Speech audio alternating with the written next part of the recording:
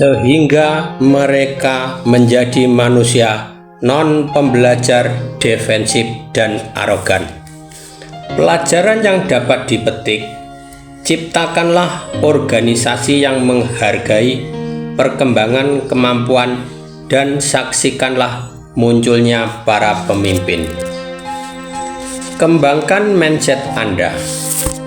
Apakah Anda berada di tempat kerja dengan mindset tetap atau berkembang?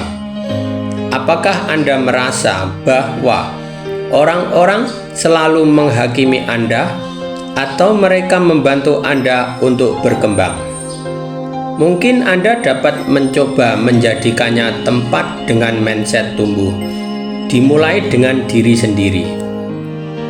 Adakah cara-cara yang dapat Anda gunakan agar tidak terlalu defensif? Cara-cara yang dapat Anda gunakan agar tidak terlalu defensif berkaitan dengan kesalahan-kesalahan Anda. Dapatkah Anda mengambil lebih banyak manfaat dari umpan balik yang Anda dapatkan? Apakah cara-cara ini dapat menciptakan lebih banyak pengalaman belajar bagi diri Anda? Bagaimana Anda bertindak terhadap orang lain di tempat kerja? Apakah Anda seorang bos bermindset tetap yang lebih terfokus pada kekuasaan daripada kesejahteraan karyawan? Pernahkah Anda menegaskan kembali status Anda dengan merendahkan orang lain? Pernahkah Anda berusaha menghalangi karyawan yang berkinerja tinggi karena mereka menjadi ancaman bagi Anda? Pikirkan cara-cara yang dapat membantu karyawan Anda berkembang menurut pekerjaan mereka. Tugas magang, lokakarya, pelatihan. Pikirkan bagaimana Anda dapat mulai melihat dan memperlakukan karyawan sebagai kolaborator, sebagai sebuah tim. Susunlah daftar strategi dan cobalah lakukan meskipun Anda sudah menganggap diri sebagai seorang bos bermindset tumbuh. Dukungan yang tepat dan umpan balik yang mendukung perkembangan tidak akan pernah sia-sia. Jika Anda menjalankan sebuah perusahaan, perhatikan perusahaan Anda dari perspektif mindset tertentu. Apakah Anda perlu berbuat seperti Lou Gerstner? Pikirkan masak-masak bagaimana mencabut akar elitisme dan menciptakan budaya pengujian diri, komunikasi terbuka, dan kerja sama tim. Bacalah buku hebat yang ditulis Garnes Wo Size Elephant Can Dance untuk mengetahui bagaimana melakukannya. Apakah tempat kerja Anda dirancang untuk mendorong pendapat kelompok?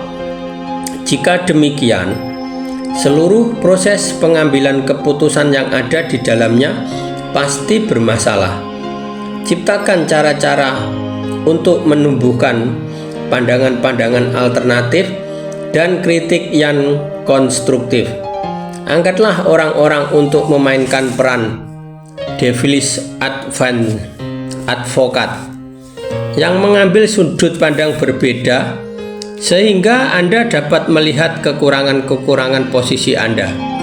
Ajaklah orang-orang untuk berdebat dengan mengemukakan argumen dari sisi yang berbeda tentang persoalan tertentu. Buatlah kotak saran otonom yang harus diisi oleh para karyawan sebagai bagian dari proses pengambilan keputusan. Ingatlah, orang dapat menjadi pemikir independen dan pemain tim pada waktu yang bersamaan. Bantulah mereka untuk mengisi kedua peran tersebut. Bab 6. Hubungan mindset dalam cinta atau bukan. Bagaimana halnya dengan perjalanan cinta sejati yang tidak pernah berjalan mulus? Baiklah, jalan menuju cinta sejati memang tidak begitu mulus. Jalan ini sering dipenuhi kekecewaan dan patah hati. Sebagian orang membiarkan pengalaman-pengalaman ini membekas pada diri mereka dan mencegah mereka melakukan hubungan-hubungan yang memuaskan pada masa mendatang. Sebagian lainnya mampu sembuh dan terus melangkah. Apa yang membedakan mereka? Untuk menemukan jawabannya, kami merekrut lebih dari 100 orang dan meminta mereka menceritakan kisah penolakan yang mengerikan. Ketika pertama datang ke New York, saya merasa amat kesepian. Saya tidak kenal siapapun dan benar-benar merasa bukan bagian dari New York. Setelah sekitar setahun mengalami penderitaan, saya bertemu Jack. Mungkin terlalu menyepelekan jika dikatakan bahwa kami cekat sekali akrab. Kami merasa telah lama kenal.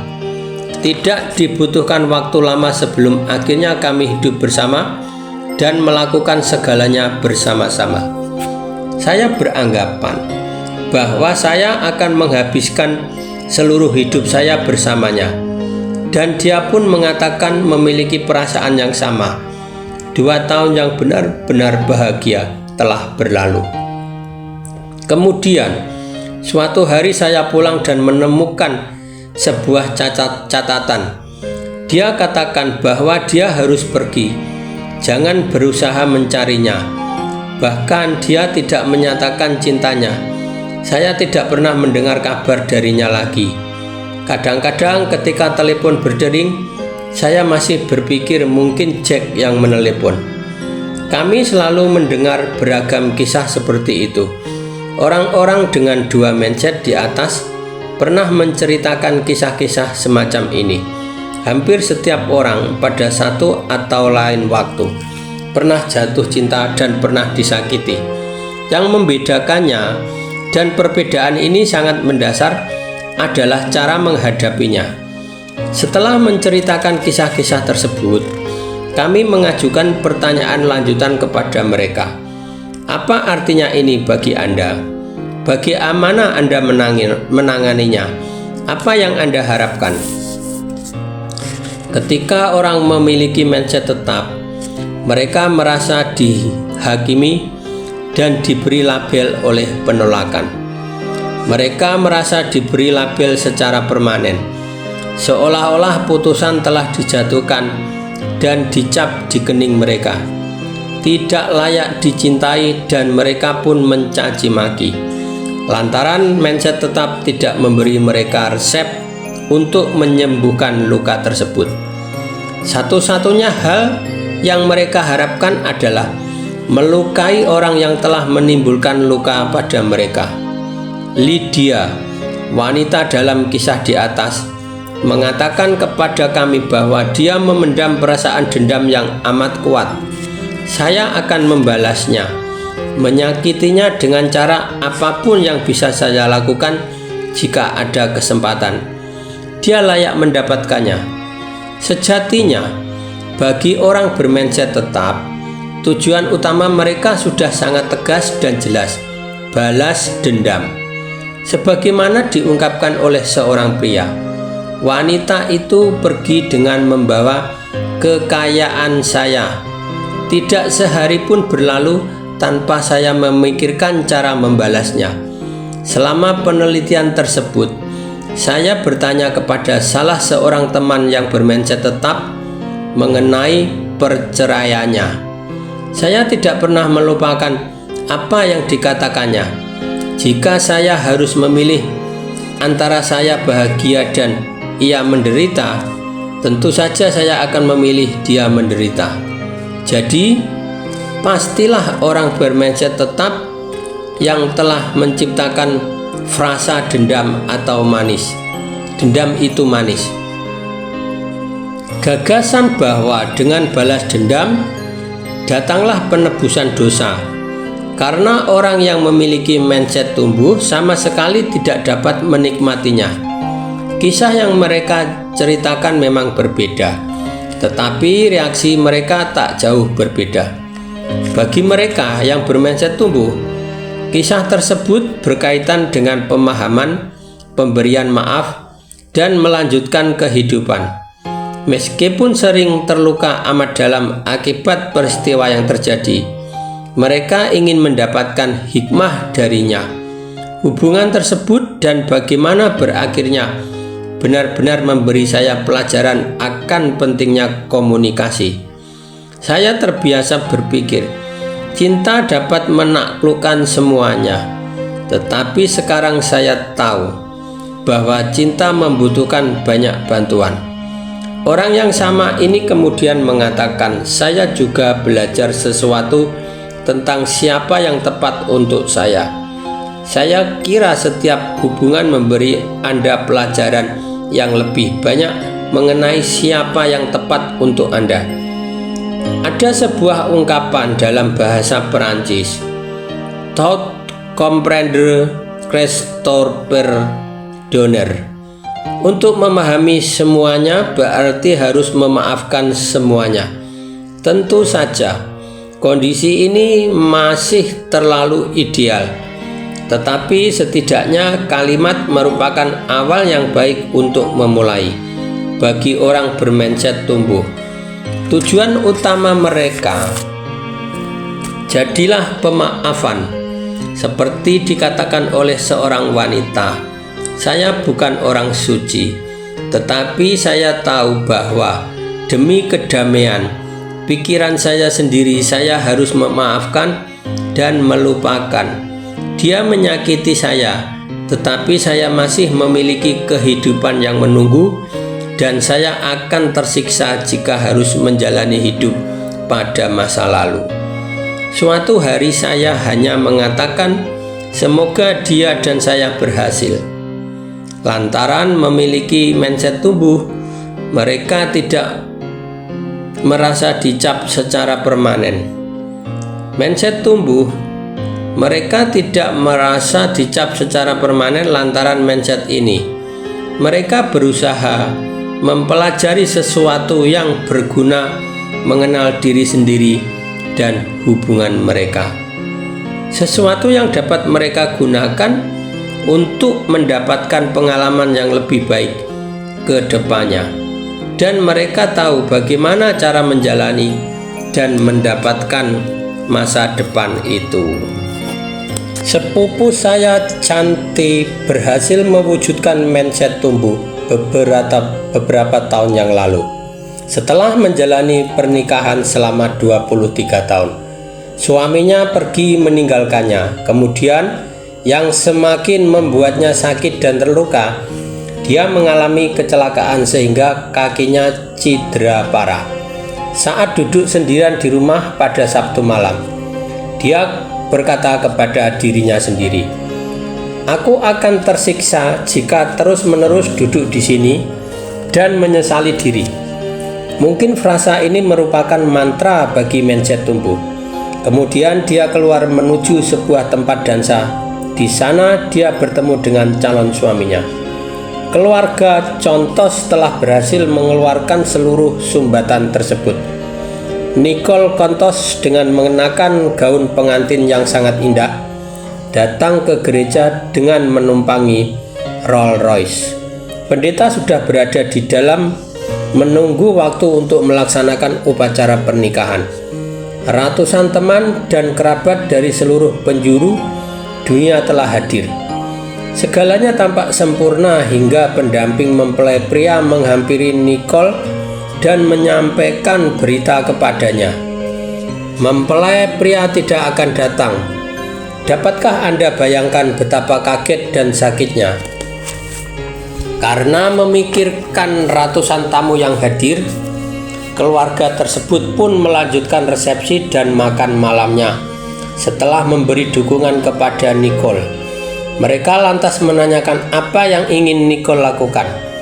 Dengan keberanian yang luar biasa, Nicole mengganti gaun pengantin dengan gaun hitam, pergi ke pesta tersebut, dan menari solo bertema I Will Survive. Tarian ini tidak direncanakan sebelumnya, tetapi menjadikannya ikon keberanian dalam pres nasional pada hari berikutnya.